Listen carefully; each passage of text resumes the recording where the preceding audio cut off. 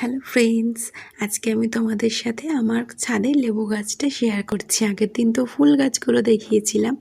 দেখো, শীতকাল বলে হয়তো পাতাগুলো ঝরে গেছে, কিন্তু ঠিক কত লেবু আর কত ফুল এসেছে। যখন গাছটা লাগানো হয় 2 বছর কিন্তু কোনো রকম ফুল ফল কিচ্ছু হয়নি, তারপরে যখন হলো তখন সারাটা বছর এরকম ভরে থাকে।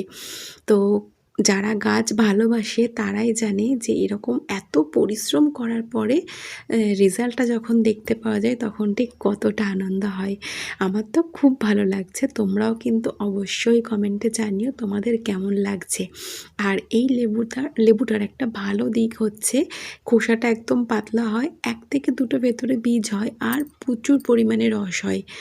তো যদি আমার ভিডিওগুলো তোমাদের ভালো লাগে প্লিজ প্লিজ চ্যানেলটিকে সাবস্ক্রাইব করে দিও আরও এরকম নতুন নতুন ভিডিও দেখার জন্য। আজকের জন্য টাটা। সবাই কিন্তু ভালো থেকো, সুস্থ থেকো।